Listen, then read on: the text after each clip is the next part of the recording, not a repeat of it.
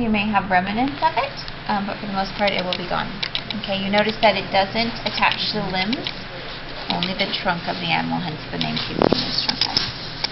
From there we'll go to page 150.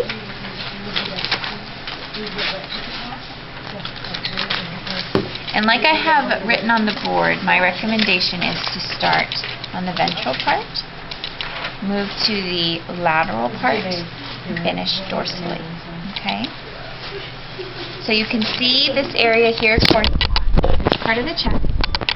This whole set of musculature is known as the pectoralis, and it's separated into the superficial and deep. Your book further discerns it between descending and transverse, which you don't need to know. Okay? Just superficial and deep. For the side I didn't dissect, do you notice that you can see where the muscles delineate from each other? Okay? This is where you're going to need to basically cut or separate out the different muscles. My suggestion is to take a blade, use the blade facing up so you don't accidentally cut into anything, and just gently go along those lines. Okay? To separate out the two parts of the superficial and then the deep. If I gently move the superficial all the way, do you see how the deep goes underneath it? Okay. So this is the first area that you need to do. Oftentimes the fat and the fascia is pretty tightly adhered, so just be careful. You can see I kind of ripped myself on this side. Okay, so just be careful with that. Next you're going to come along the cranial aspect of the arm. You're going to look at this very long muscle that comes down from the base of the neck all the way down the arm. Your book collectively calls it the brachiocephalicus muscle. We're going to separate it out into two different parts. Under brachiocephalicus they have clitocephalicus and clitobrachialis. You need to call that clitocephalicus the clitocervicalis. Okay? So clitocephalicus is clitocervicalis, and that's what's listed on your sheet. Okay? Do you notice the little clavicle remnant in between here? Okay, that's your clue. That's where the muscle separates. You can see it right here. Okay? So on this side that's not dissected completely, this is what it looks like. It's all attached like this. And then you want to get up underneath it on this side. And it's still attached on this side. You need to get up underneath it on this side so it looks like this. It needs to be pulled away from the body. Okay? The clitocervicalis comes up the back of the neck, i.e. cervical, cervicalis, brachialis, brachial arm. Okay? This is the hardest part of the dissection. So remember this was the sternomastoid, right? And we had a hard time finding the clitomastoid. So your cat looks like this. Okay? Where your sternomastoid is attached to the clitocervicalis. Gently dissect that away and it reveals that muscle we didn't look at last week, that clitomastoid muscle. Looks just lateral to that external jugular vein, right? Just lateral to the external jugular vein. If you're having a hard time seeing it, extend the arm and it will be taut and it'll be easier to find. Okay? So you need to separate it on this ventral side and you need to separate it all the way up dorsally. So it looks like this big long strapping muscle that you can actually get your hands underneath. Alright? So superficial pectoralis, deep pectoralis, clitobrachialis, clitocervicalis, sternomastoid, clitomastoid. Okay, are we good?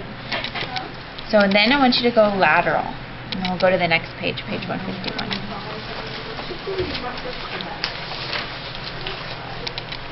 So if I go back to the side I haven't dissected. Once again, do you see how the muscles are attached to each other here? Okay. You need to, using your lab book as your guide, isolate out these muscles. Okay?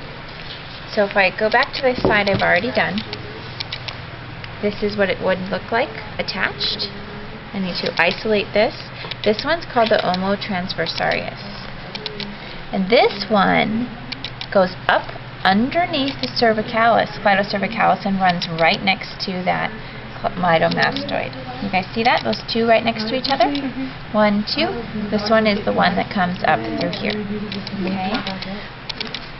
This big long muscle, trapezius. You see that? two parts to it. The cervical and the thoracic, you only need to know it as one. Trapezius muscle. Okay? From the trapezius muscle, if we move down, once again, the omotransversarius, you have two heads of the deltoid, which you only need to know is the deltoid. Okay? Triceps, multiple heads, but collectively you need to know it as triceps. Okay? And this is what the superficial muscles look like on this side. Okay? Once you get them separated, you'll find the deep muscles. The brachialis muscle is right here. Okay? So you have a brachialis muscle here on that side. If we go to the medial aspect of the leg, what's this muscle called? Biceps. That's the deep muscle on the inside. Okay? So deep muscle on the inside is the bicep. The deep muscle on the outside is the brachialis muscle. Okay? So once again, trapezius, omotransversarius, deltoid, triceps, brachialis, cleidobrachialis, cleidocervicalis, omotransversarius, cleidomastoid, sternomastoid. Are we good so far? Okay. So let's continue up to the dorsal part. So trapezius, right?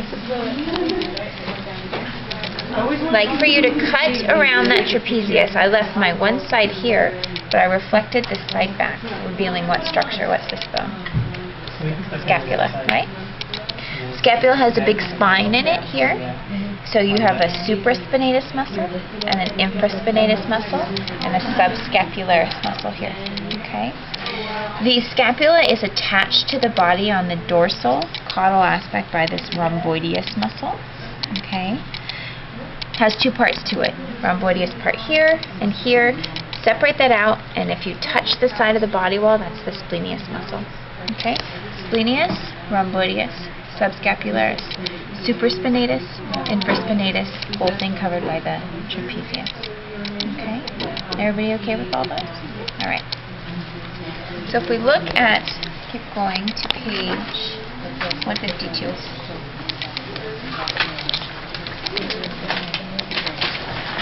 You can see that trapezius muscle